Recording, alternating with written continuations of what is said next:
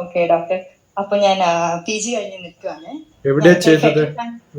ഞാൻ Madras school of എക്കണോമിക്സിൽ നിന്നാണ് ചെയ്തത്. അപ്പോ ഞാൻ PG കഴിഞ്ഞ് നിൽക്കുകയാണ്. എനിക്ക് ഫെഡറൽ ബാങ്കിൽ നിന്ന് സെയിൽസ് ആൻഡ് ക്ലയന്റ് അക്വിസിഷൻ റോളിൽ ഓഫർ കിട്ടിയിട്ടുണ്ടായിരുന്നു. അപ്പോ സർ ഞാൻ ഫൈനാൻസ് സ്റ്റുഡന്റ് ആണ്, ഫൈനാൻഷ്യൽ എക്കണോമിക്സിലാണ് ഞാൻ PG ചെയ്തതൊക്കെ. അപ്പൊ ഞാൻ വിചാരിക്കുകയായിരുന്നു ഈ റോൾ ഞാൻ അപ്പൊ ഇഷ്ടപ്പെട്ട് തന്നെ എടുത്തതാണ്.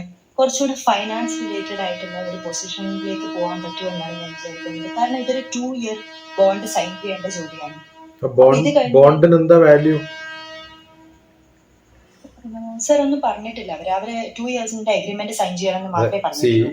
എല്ലാ ബോണ്ടിലും ഒരു കോൺട്രാക്ട് ഉണ്ടാവുമല്ലോ സർ. അത് വന്നിട്ടില്ല ഇപ്പോ. അതെ, വരുമ്പോ ആലോചിച്ചാൽ മതി. കാരണം വെച്ചാല് ഈ any bond contract signed between individual to a company is not liable for you in any way where you cannot take another option. Compensation വേണ്ടി വരുന്നു മാത്രം. In case if they are investing lot of money on your training, അതിനുള്ള compensation വേണ്ടി വരുന്നു മാത്രമേ ഉള്ളൂ. Okay, അപ്പൊ അതിനെക്കുറിച്ച് വലിയ വേവലാതി ആവേണ്ട കാര്യമൊന്നുമില്ല. ഫെഡറൽ ബാങ്കും കാനറ ബാങ്കും ഒന്നല്ല ഇപ്പൊ. ആണോ സർ? ഞാൻ ആ ന്യൂസ് മിസ് ചെയ്തിട്ടുണ്ടാവും. അല്ല, ഫെഡറൽ ബാങ്ക് എന്ന് പറഞ്ഞിട്ടൊരു ബാങ്ക് ഉണ്ട് ഇപ്പോ. അത് കാനറ ബാങ്കിന്റെ കൂടെ മർജ് ആയിട്ടില്ലേ? എന്റെ അറിവിലില്ല സർ, ഞാൻ ചെക്ക് ചെയ്യാം. കാരണം എല്ലാം ഇപ്പോഴും മെയിൽ പോസ്റ്റിംഗ്സിലും എല്ലാം ഫെഡറൽ ബാങ്ക് തന്നെയാണ് പറയുന്നത്. അതെ, അത് സാധാരണഗതിയിൽ അങ്ങനെ പറഞ്ഞാലും Canara Bank merged with Syndicate Bank, forming the 4th largest sector bank in India. അപ്പോൾ ചിലർ കാനറ ബാങ്ക് എന്ന് ഉപയോഗിക്കും, ചിലർ ഫെഡറൽ ബാങ്ക് എന്ന് ഉപയോഗിക്കും, സിൻഡിക്കേറ്റ് ബാങ്ക് എന്ന് ഉപയോഗിക്കും. You got appointment in Canara Bank or Syndicate Bank? I got appointed in Federal Bank. Federal Bank. Okay. അപ്പോൾ സിൻഡിക്കേറ്റ് ആണ് കാനറ ആയിട്ട് മെർജ് ആയത്. Fine. Federal Bank is still there. Still. Yeah, I got confused. Okay. അപ്പോൾ federal ബാങ്കിന്റെ headquarters എവിടെയാ? ആലുവയിലാണ് sir, Kerala. ആലുവയിലാണ്. Okay. അപ്പോൾ എല്ലാ ജോലികളും എന്ന് പറയുന്നത് മിക്കവാറും ഇന്നലെയും മിഞ്ഞാന്നങ്ങാണ്ട് എക്കണോമിക്സിന്റെ ഒരു സ്റ്റുഡന്റുമായിട്ട് ഞാൻ ഡിസ്കസ് ചെയ്തിരുന്നു. അതിൽ ഫിനാൻഷ്യൽ അഡ്വൈസർ എന്ന് പറഞ്ഞൊരു പോസ്റ്റ് ഇപ്പൊ അവർ കൊടുക്കും. കാരണം bank is also investing in either public sector or private. ഇപ്പം ഞാനൊരു പ്രൈം കസ്റ്റമറാന്ന് വിചാരിക്കും, where I am putting 2 crores into the bank account. SBI അക്കൗണ്ടിൽ ഇടാൻ പറ്റില്ല എന്ന് ഇടാം, പക്ഷെ വെരി മീഗർ ഇൻട്രസ്റ്റ് എനിക്ക് കിട്ടാം. So suggest you to put it into a fixed deposit.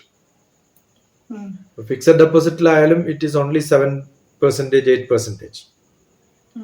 പിന്നെ ഒരു സ്മൂത്ത് ഫ്ലോ ഒരു ഓപ്ഷൻ ഉണ്ട്.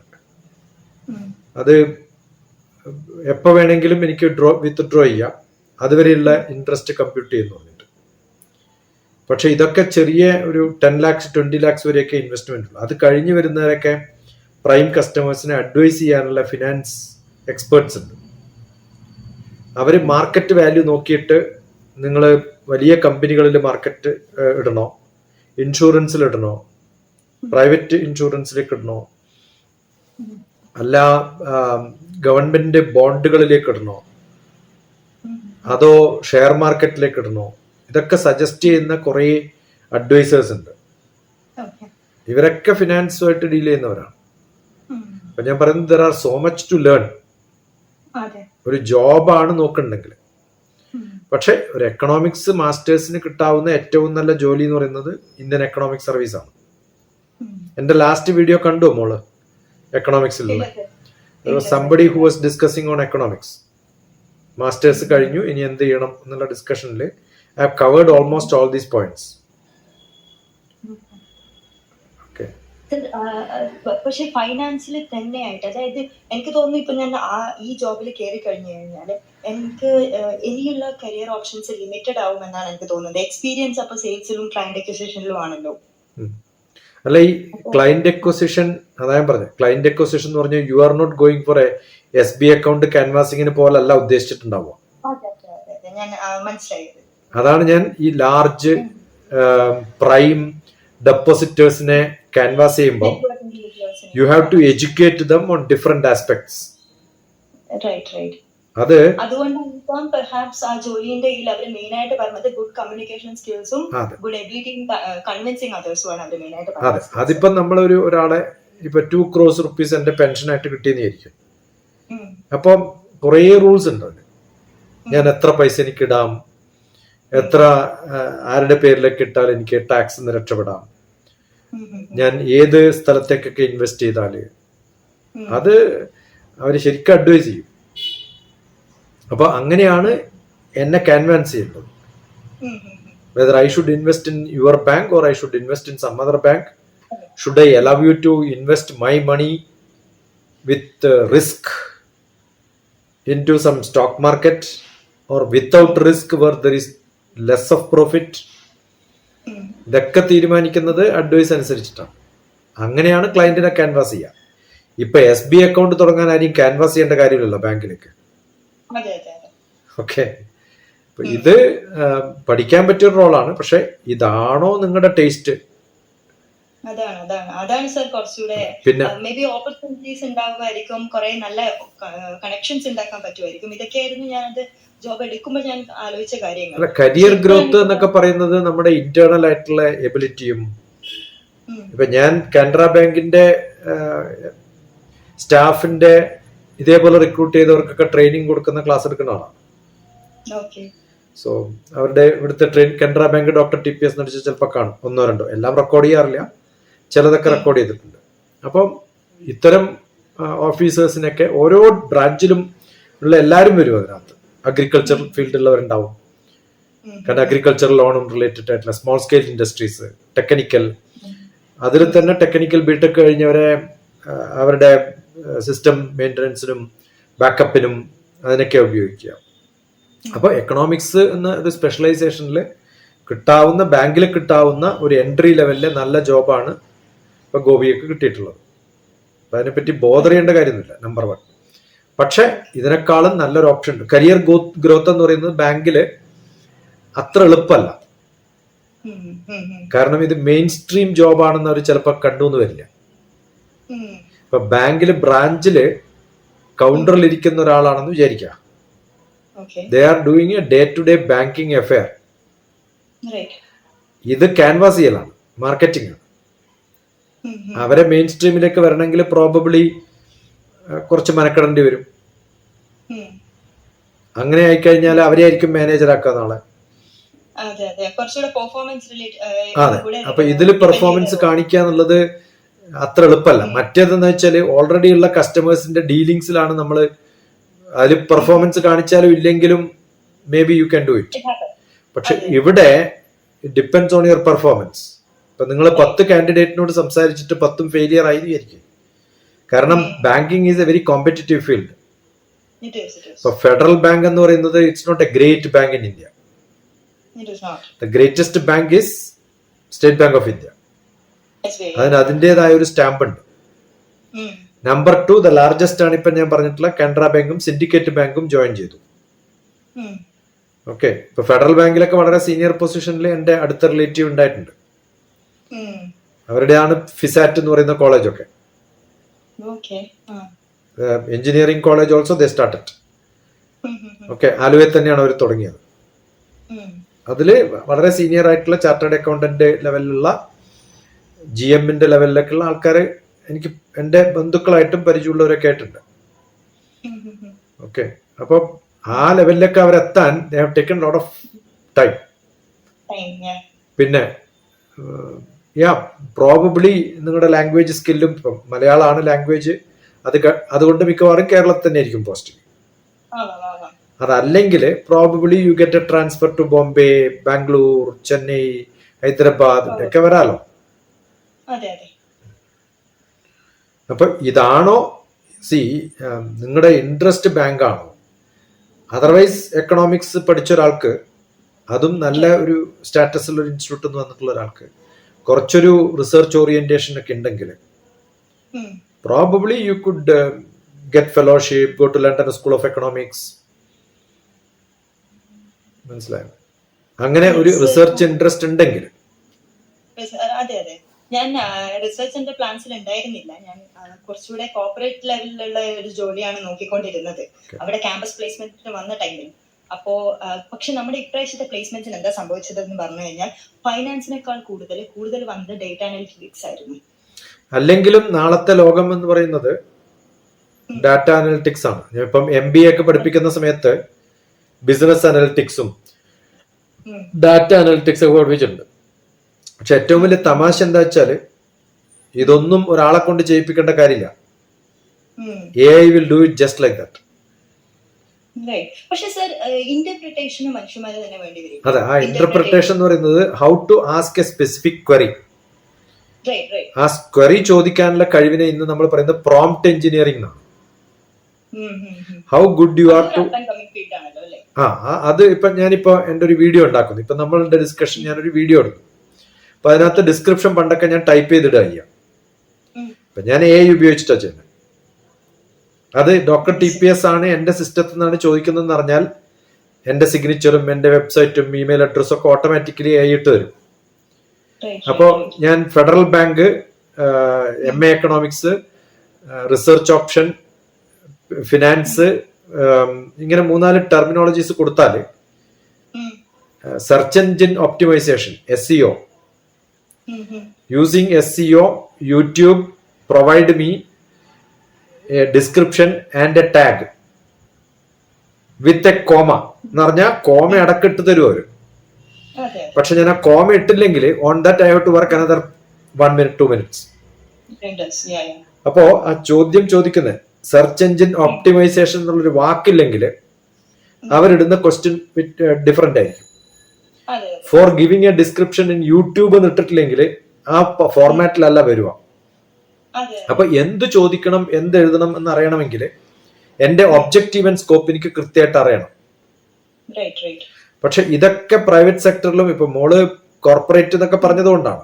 അതിനേക്കാളും റിച്ചസ്റ്റ് ആയിട്ടുള്ളൊരു ലോകമാണ് ഗവൺമെന്റ് ഓഫ് ഇന്ത്യ. ഓക്കെ, ഇപ്പൊ കോർപ്പറേറ്റിൽ നിങ്ങൾക്ക് ടാർഗറ്റ് ഉണ്ടാവും, അതിനുള്ള പ്രഷർ ഉണ്ടാവും. ബാങ്കിലൊന്നും അത്ര സ്മൂത്ത് അല്ല ഇന്നത്തെ കാലത്ത്.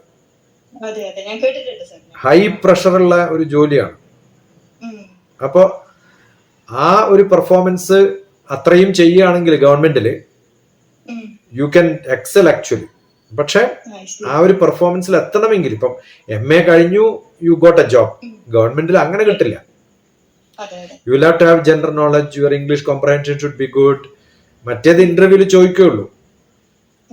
അതെന്താ കാരണം? അത്ര കോമ്പറ്റീറ്റീവ് അല്ലാത്തത് ആ മെറിറ്റിലുള്ളവരെയാണ് അവിടെ സെലക്ട് ചെയ്യുന്നത്, ഈ മെറിറ്റിലുള്ളവരെയാണ് ഇവിടെ സെലക്ട് ചെയ്യുന്നത്. So which job is opting for you or which is comfortable for you depends on how much you can perform or how much is your knowledge as of today, or do you want to compete for a bigger and higher role in life. അത് തീരുമാനിക്കണം.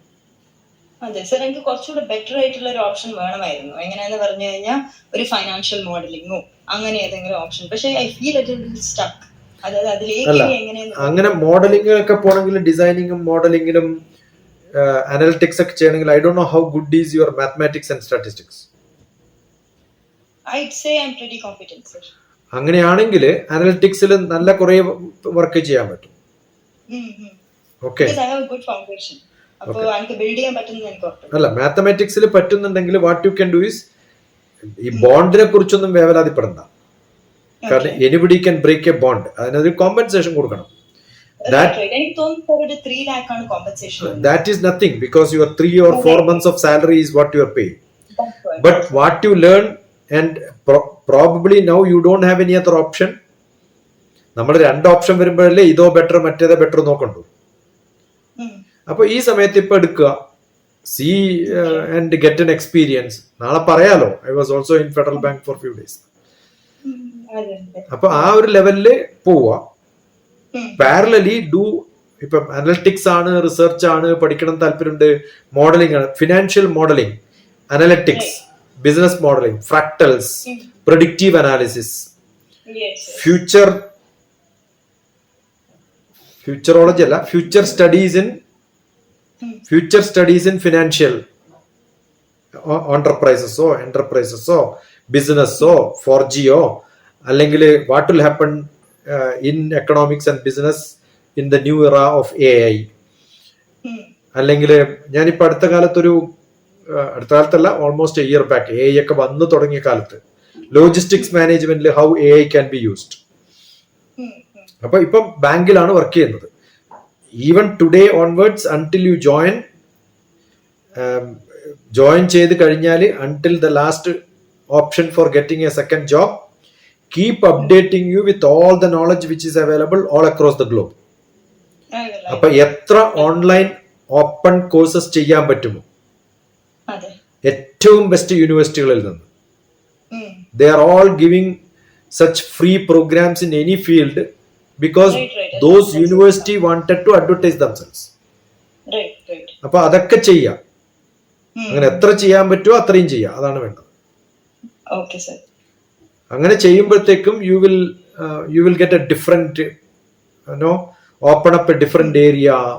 You will be aware what is that you can do much better. പക്ഷെ that is doing research or something that you might കുറേ ഉണ്ട്. എനിക്ക് ഒരു 2 months ഒരു internship പോലെ ഒരു ചെറിയൊരു വ്യൂ എങ്കിലും. അല്ല, പക്ഷേ ഈ ഇന്റേൺഷിപ്പിന് പോകുന്നവരൊക്കെ സാധാരണ ഞാനൊരു സയന്റിസ്റ്റ് ആയിരിക്കുന്ന സമയത്ത് ആരെങ്കിലും എൻ്റെ അടുത്ത് ഇന്റേൺഷിപ്പിന് വന്നു വിചാരിക്കും, I am a very serious employee. ഞാൻ സാധാരണ അല്ലെങ്കിൽ ഞാൻ അങ്ങനെയല്ല, കാരണം because I have an inclination towards teaching youth. അതുകൊണ്ട് ഞാൻ കുറെ ടൈം സ്പെൻഡ് ചെയ്യും. പക്ഷെ എന്റെ ബോസ് ഉടനെ പറയാ, this fellow doesn't have any job, that's why we are wasting time on students. അങ്ങനെയാണ് മിക്കവാറും ഈ ഇന്റേൺഷിപ്പിന് പോകുമ്പോൾ നിങ്ങളെ ഒന്നും അബ്സോർബ് ചെയ്യാൻ നമുക്ക് പറ്റില്ല എന്ന് ഉറപ്പുണ്ടാവും. You are coming just for 2 months. അതിൽ you are going there to learn.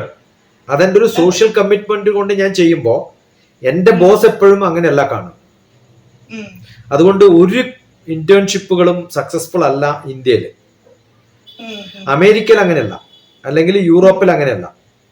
ഞാൻ ഗോപിയെ എന്റെ സ്റ്റുഡന്റ് ആയിട്ട് എടുക്കുകയാണ് ഇന്റേൺഷിപ്പിനെന്ന് വിചാരിക്കുക, and I got impressed by your performance. I can offer you a job straight. അവിടെയൊക്കെ ജോബുകൾ എന്ന് പറയുന്നത് കോണ്ടാക്ട് കൊണ്ടും റെഫറൻസ് കൊണ്ടും കണക്ഷൻസ് കൊണ്ടുമാണ്. ഇനി ഗോപി എന്റെ അടുത്ത് ജോയിൻ ചെയ്തു, അത് കഴിഞ്ഞ് you got another job and you are quitting and going. അത് എന്റെ അടുത്ത് പറയുമ്പോൾ ഞാൻ പറയും, how much they are offering. അപ്പൊ നിങ്ങൾ $600,000 ആണെന്ന് പറഞ്ഞു വിചാരിക്കും. I will tell you, I will give a recommendation. You are good, I want to hear, I will recommend for $700,000. ഒരു ലെറ്റർ കൊടുത്തു കഴിഞ്ഞാൽ ഉടനെ സാങ്ഷൻ ചെയ്യും. Depends on your performance, the relationship with you, with the company.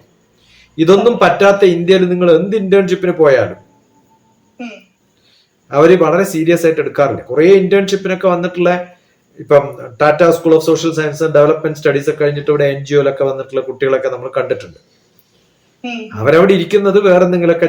അത് അങ്ങനെ ഒരു 2 പേര് ഐഡിലായിട്ട് ഉണ്ടായാല് 3ാമത് വരുന്ന ആളും ഐഡിലാവും. There is nothing great to learn. ഇനി അതിനേക്കാളും ഇന്റേൺഷിപ്പ് എന്ന് പറയുന്നത്, you want to get a performance from a different people, or you want to really learn something. അങ്ങനെയാണെങ്കിൽ അക്കാഡമിക് ആയിട്ടും സർട്ടിഫൈ ചെയ്യാൻ പറ്റുന്ന ഓപ്ഷൻസിലും you define a problem and then tell, do it at your home. We can certify that you have done a internship. What is the problem? I can. പക്ഷെ sir കുറച്ചുകൂടെ ഒരു research ഓർഗനൈസേഷനോ ഇപ്പം centre for social and economic development അങ്ങനെ എവിടെയെങ്കിലും. അല്ല, centre for development studies economics കാരൻ തുടങ്ങിയിട്ടുള്ളതാണ് തിരുവനന്തപുരത്ത്. അതെ.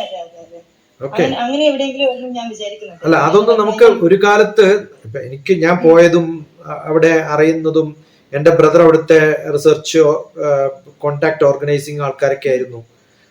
അവിടുത്തെ ചീഫ് നാരായണൻ റിട്ടയർ ആയതിനു ശേഷം ഞാനും അദ്ദേഹവും കൂടെ ട്രാവൽ ചെയ്യുകയും പല സ്ഥലത്തും കാണുകയും ചില ഓർഗനൈസേഷനിൽ ഞങ്ങൾ 2 അഡ്വൈസറി ബോർഡിലൊക്കെ ഉണ്ടായിരുന്നു. അങ്ങനെ ചില സ്റ്റാൾവാർഡ്സ് ഒക്കെ ഉണ്ടായിരുന്ന സ്ഥലമായിരുന്നു അത്. But presently I don't know what is the status. അപ്പൊ ഏറ്റവും ബെറ്റർ എന്ന് വെച്ചാൽ യു കീപ് അപ്ലൈ. ഏതാണ് നല്ലത് എന്ന് എന്നോട് ചോദിച്ചിട്ട്, അല്ലെങ്കിൽ XYZ ചോദിച്ചിട്ട് അവിടെ അപ്ലൈ ചെയ്യുന്നതിനേക്കാളും നല്ലത് ഏറ്റവും നല്ലതാണെന്ന് തോന്നുന്ന അല്ലെങ്കിൽ ഏതെങ്കിലും തരത്തിലൊരു ഓപ്ഷൻ ഉണ്ട് തോന്നുന്ന ഒരു 40 സ്ഥലത്ത് അപ്ലൈ ചെയ്താല് probably 4 of them will respond. Okay, അതുകൊണ്ട് ഇത് പറ്റുമോ, കിട്ടുമോ, നല്ലതാണോ, മോശമാണോ, don't think all that. Indira Gandhi centre അങ്ങനെ എന്തോ ഒരു സെന്റർ ഉണ്ടല്ലോ.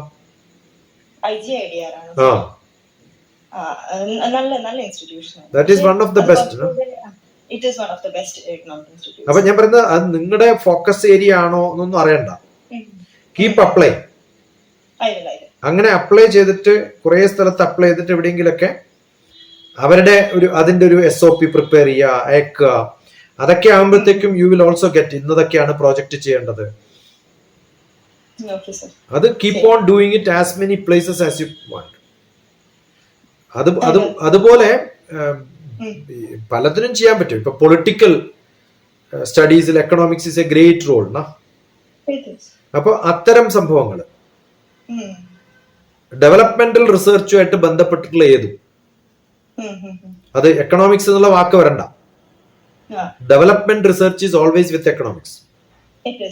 അപ്പൊ അതുമായിട്ട് ബന്ധപ്പെട്ടിട്ടുള്ള എല്ലായിടത്തും അപ്ലൈ ചെയ്യാം. അതാണല്ലോ IGIDR ഒക്കെ ഡെവലപ്മെന്റ് റിസർച്ച് എന്നാണ് അവർ പറയുക. എല്ലാ ഡെവലപ്മെന്റ് റിസർച്ചും അങ്ങനെ. പിന്നെ ചെയ്യേണ്ടത് പ്ലാനിംഗ് കമ്മീഷനിൽ അപ്ലൈ ചെയ്യാം.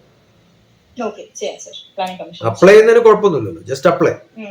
പിന്നെ മെമ്പർ ഓഫ് പാർലമെന്റ്സിന് ഇത്തരം ഇന്റേൺഷിപ്പുകളിൽ ആളെ എടുക്കാൻ സൗകര്യമുണ്ട്.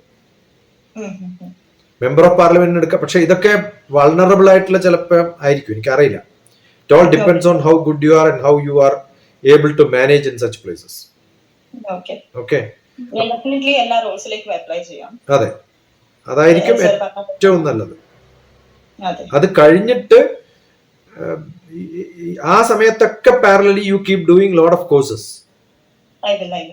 അതുപോലെ പ്രിപ്പയർ ഫോർ ഗോയിങ് അബ്രോഡ്. ചില ഫെലോഷിപ്പുകൾ ഉണ്ട് MA കഴിഞ്ഞാൽ. പക്ഷെ അതൊക്കെ ഈ റിസർച്ചിലും എവിടെയെങ്കിലൊക്കെ വർക്ക് ചെയ്യുമ്പോൾ മാത്രമേ കിട്ടുള്ളൂ.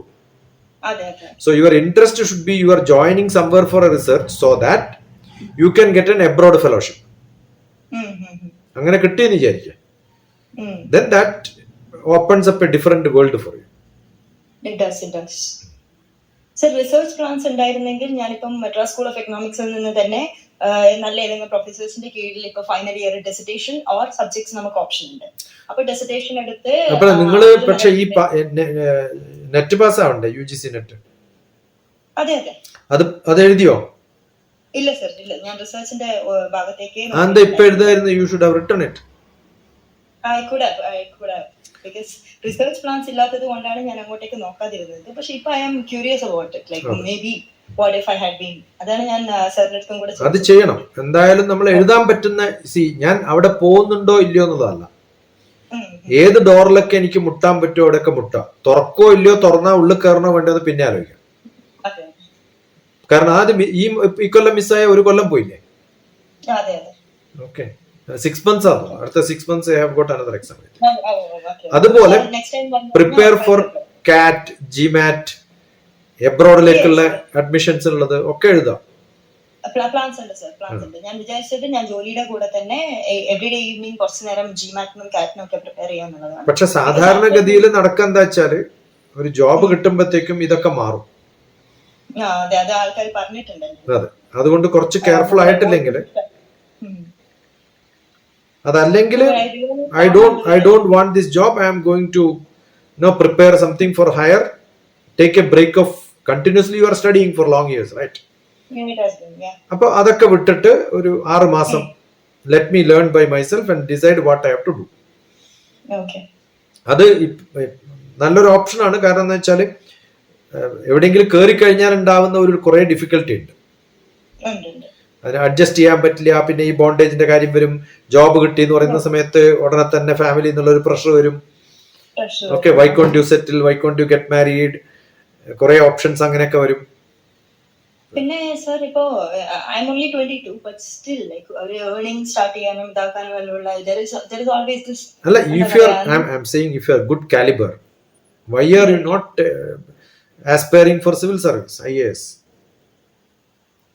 സർ ഞാനത് ആസ്പയർ ചെയ്യാതിരുന്നത് പെട്ടെന്ന് ജോലി എന്നുള്ള ഒരു തോട്ടിൽ മാത്രമായിരുന്നു. അല്ല, ഈ പെട്ടെന്ന് ജോലി എന്ന് പറയുന്നത് ദാരിദ്ര്യം ഉണ്ടെങ്കിൽ ശരി, ഇല്ല അതല്ല, പക്ഷെ സ്റ്റിൽ ലൈക് ഫാമിലി സപ്പോർട്ട് ചെയ്യാൻ. if family can support you, I am sure this is the time when you have to invest. ആ ഇൻവെസ്റ്റ്മെന്റിന്റെ റിട്ടേൺ എന്ന് പറയുന്നത് it's going to be a huge return after some time. Okay sir. ഇപ്പം നമ്മൾ തൽക്കാലം ഒരു ജോബിന് പോയി ആ ഏർണിംഗ് കിട്ടി, ഇതെല്ലാം പോവും. ഈ കാശൊക്കെ ചടപടാന്ന് പറഞ്ഞു തരും ഓക്കെ. ഓരോ മാസവും. I don't think you are going to know വലിയൊരു ഒരു ബാങ്ക് ബാലൻസ് ഒരു 2 കൊല്ലം കൊണ്ട് ഉണ്ടാക്കാൻ പറ്റുന്നതിനേക്കാളും ഒരു long term investment is always better than. Okay sir, I will definitely think about it. Sir പറഞ്ഞ പോലെ തന്നെ I am going to keep on upskilling myself. അതല്ലെങ്കിൽ സാധാരണ പറ്റുമെന്ന് വെച്ചാൽ ഈ ഒന്നാമത് ഈ ജോലികൾ ടെമ്പററി ജോലി അല്ല. നിങ്ങളൊരു പെൻഷനബിൾ ജോലിയിൽ ചേർന്ന് കഴിഞ്ഞാൽ പിന്നെ തീർന്നു. കാരണം സെക്യൂർഡ് ജോബാന്നുള്ളൊരു പേരുണ്ട്. ആ സെക്യൂർഡ് ജോബ് എന്ന് പറയുമ്പോൾ ആള് പറയും യാ വൈനൗ, ഇങ്ങനത്തെ ഒരു പ്രശ്നങ്ങളൊക്കെ.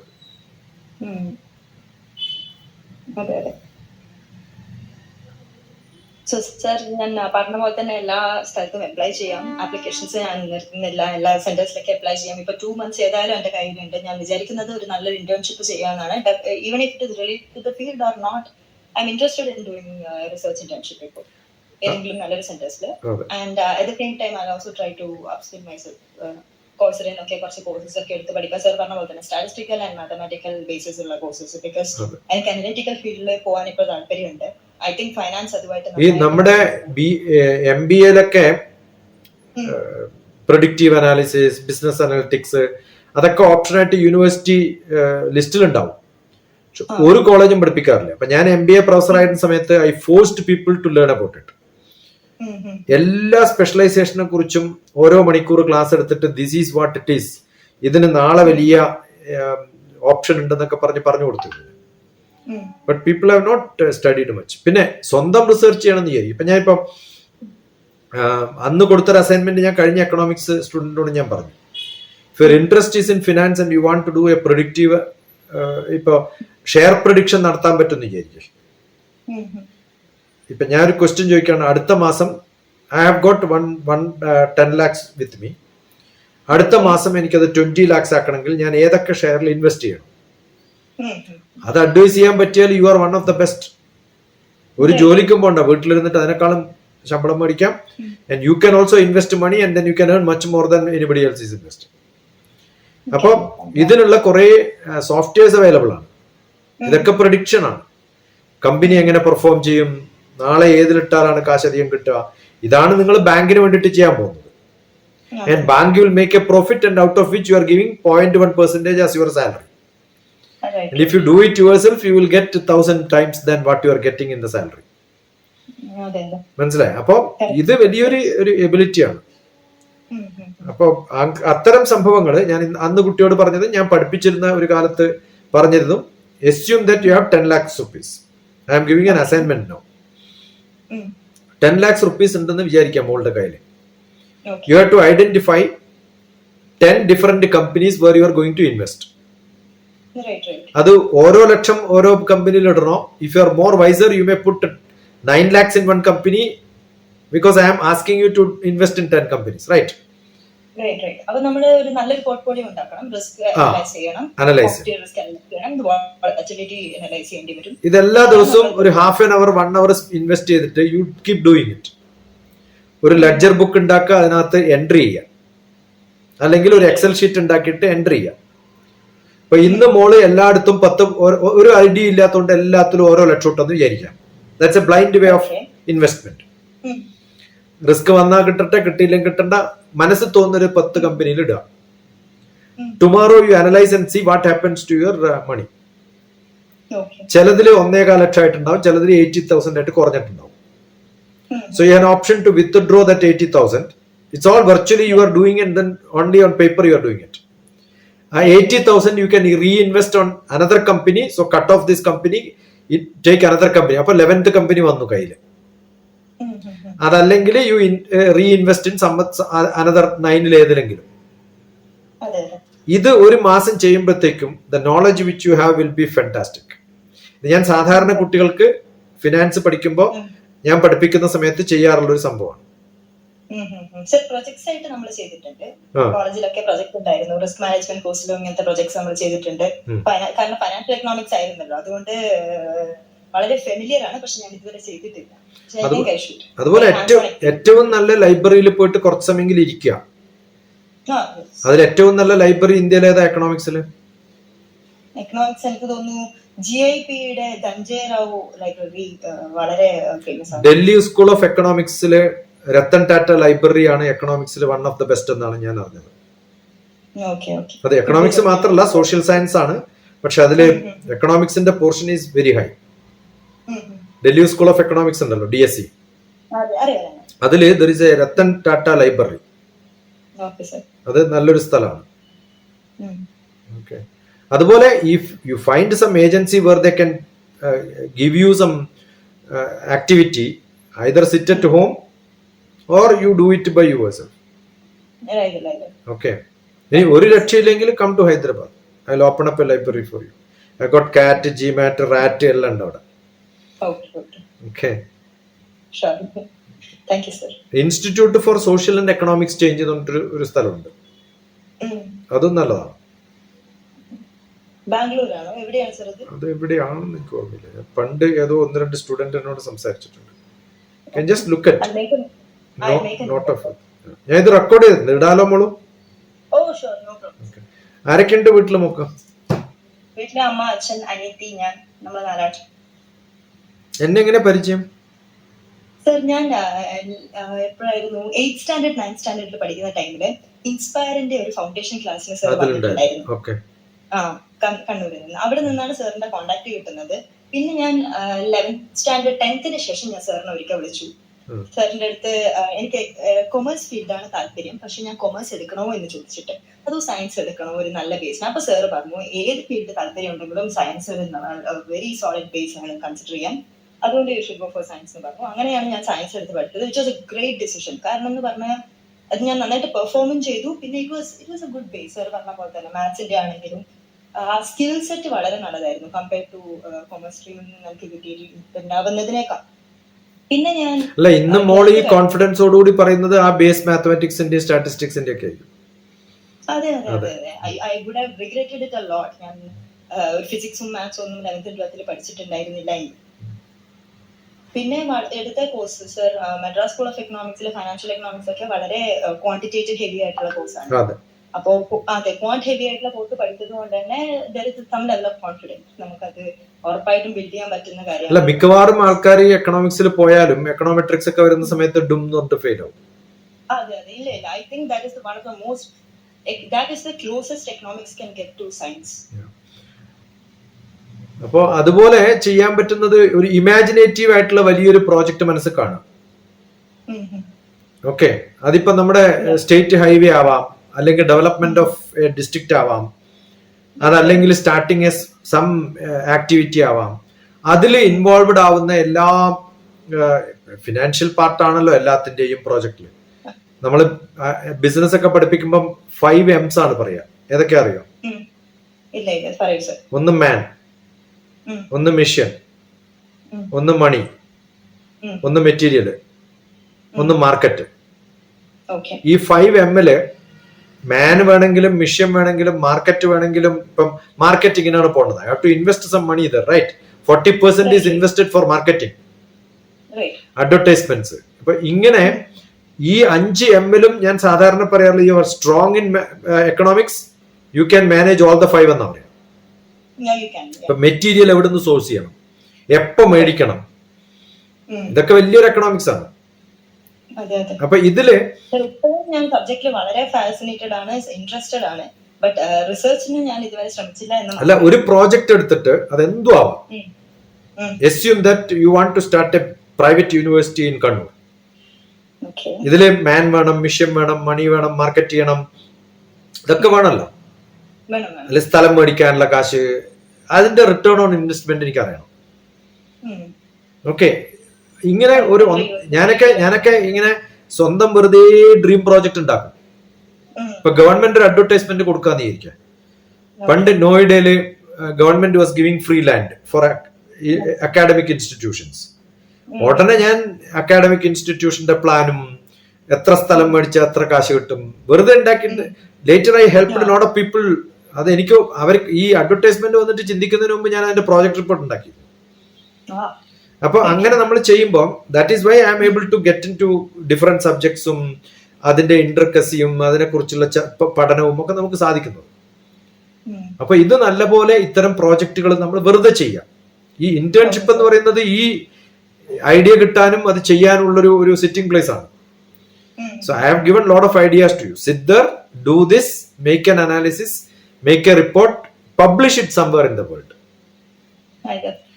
അടുത്ത കോൺഫറൻസ് വരുന്ന സമയത്ത് യു ഷുഡ് ഹാവ്. മനസ്സിലായോ? അങ്ങനെ കുറെ സംഭവങ്ങൾ. അത് ടൂറിസത്തിൽ വേണോ, അക്കാഡമിക് ഇൻസ്റ്റിറ്റ്യൂഷൻസിൽ വേണോ, അതല്ല സോഷ്യൽ സെക്ടറിൽ വേണോ, ഹെൽത്ത് സെക്ടറിൽ വേണോ, think about all that and then make your imaginative projects. അല്ല, ഇത് നമ്മള് ഒരു വൈൽഡ് ആയിട്ട് പഠിച്ചിട്ട് കാര്യമില്ല. ഇപ്പൊ നമ്മൾ സിവിൽ സർവീസിന് ഗൈഡ് ചെയ്യുമ്പോഴും ഞാൻ പറയാറുള്ളത് don't read the direction coaching what I can give is what to read എന്ന് പറഞ്ഞു തരാനേ പറ്റുള്ളൂ. സിലബസ് എന്ന് പറയുന്നത് വലിയൊരു സംഭവമാണ്. പക്ഷെ വായിച്ചു തുടങ്ങുമ്പോൾ ഇപ്പൊ ഗൂഗിളിൽ പോയിട്ട് നമുക്ക് കൃത്യമായിട്ട് ക്വസ്റ്റ്യൻ ചോദിക്കാൻ പറ്റില്ലെങ്കിൽ it will show you 30,000 websites. അപ്പൊ എനിക്ക് കൃത്യമായിട്ട് അറിയുമെങ്കിൽ ഇറ്റ് വിൽ കം ഓൺലി 2-3. അപ്പൊ കുറെ പഠിക്കണം വായിക്കണം എന്നല്ല. How do you choose what is exactly ആ പിൻ ചെയ്യാൻ പറ്റുകയാണെങ്കിൽ you become successful. Economic times നോക്കുക ഇന്ന് മുതൽ, അതിൽ കുറെ ആർട്ടിക്കിൾസ് വരും. ലോകത്തിന്റെ എക്കണോമിക്സ് അറിയാം. ഇപ്പൊ എക്കണോമിക്സ് ഓഫ് വാർ വലിയ സബ്ജക്റ്റ് ആണ്. ഇപ്പം സൗദി അറേബ്യ സ്വന്തം വലിയൊരു എക്കോ വില്ലേജ് ഉണ്ടാക്കുന്നുണ്ട്. That is one of the biggest probably man-made linear ആയിട്ടുള്ള ഒരു സിറ്റിയാണ്.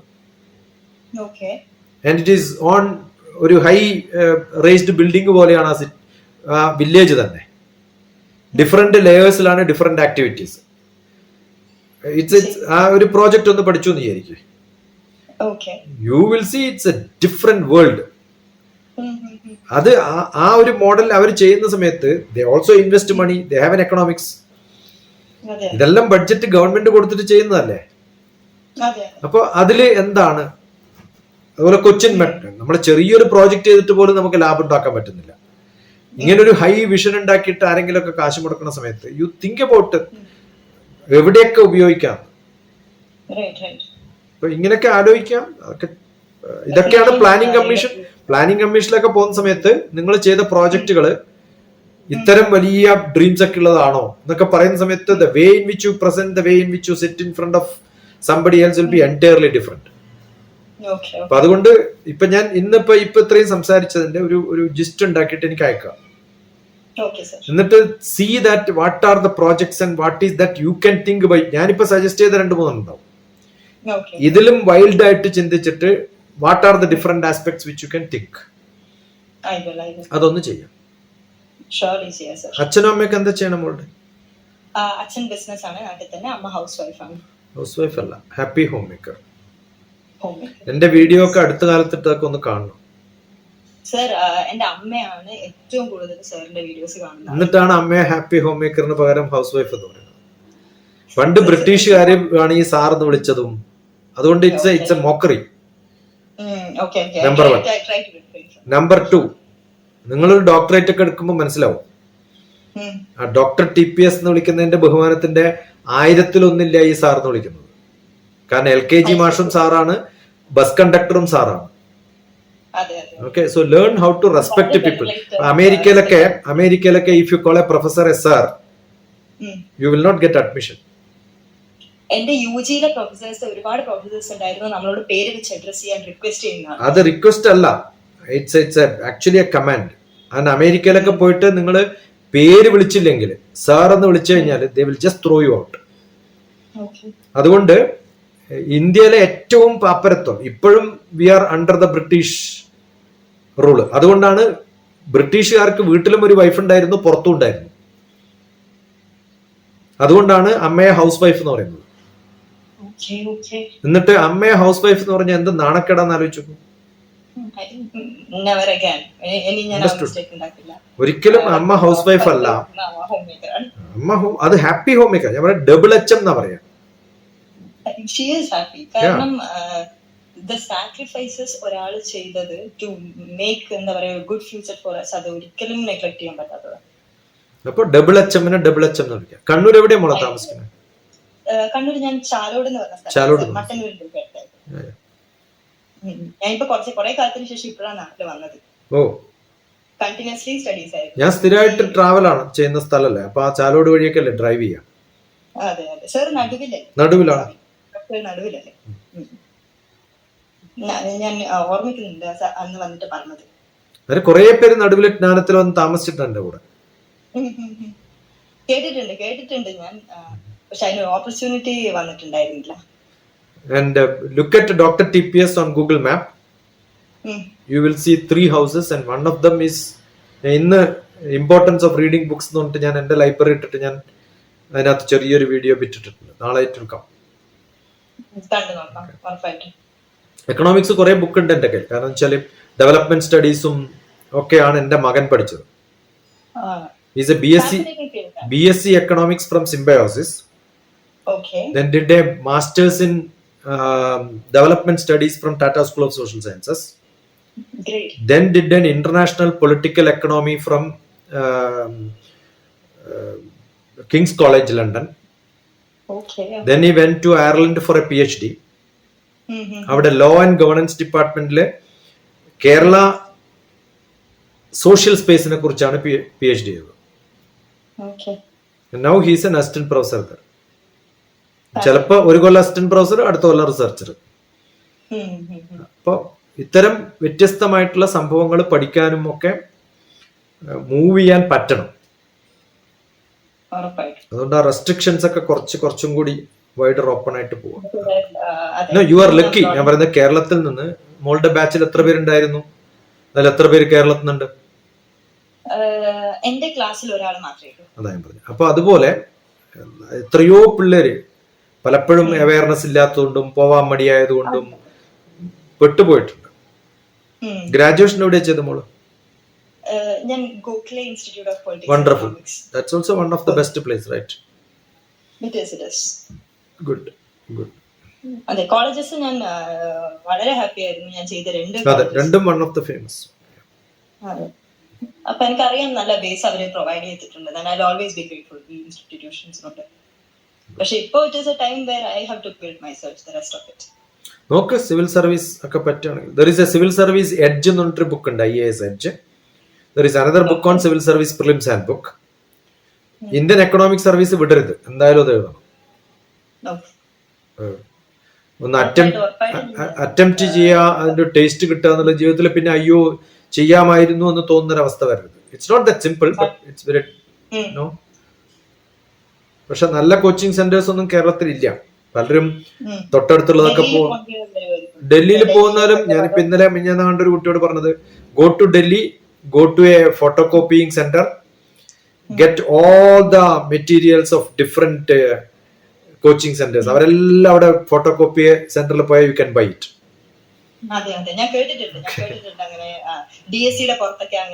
അല്ല, മിക്കവാറും ആൾക്കാർ ഡൽഹിയിൽ പോകുന്ന എന്തിനാ വെച്ചാൽ because you get A hostel, students hostel much cheaper than the accommodation available. അതല്ലെങ്കിൽ അതെ, അത് കുറെ പേര് അവിടെ ഉണ്ടാവും. അപ്പൊ ഒരേ തരത്തിലുള്ള ഡിസ്കഷൻസ്, ലൈക്ക് മൈൻഡഡ് ആൾക്കാരുണ്ടാവും. ഡെഫിനറ്റ്ലി ഞാൻ എല്ലാ കാര്യങ്ങളും ചെയ്യും ഡോക്ടർ. ഞാനൊരു ജിസ്റ്റ് ഉണ്ടാക്കി അയക്കുകയും ചെയ്യാം. ആൻഡ് ആപ്ലിക്കേഷൻസ് ഞാൻ കണ്ടിന്യൂ ചെയ്യുന്നതായിരിക്കും. Do that open online courses as many as you can, so that you will get a relationship with many universities. ഏറ്റവും നല്ല യൂണിവേഴ്സിറ്റിയിലെ കുറെ പ്രൊഫസർമാരുടെ പേരെങ്കിലും പഠിക്കാൻ പറ്റും. Okay, all the best. ഈശ്വരാനുഗ്രഹം ഉണ്ടാവട്ടെ. പറയും അമ്മയോടും അച്ഛനോടും വീട്ടിലെല്ലാവരോടും.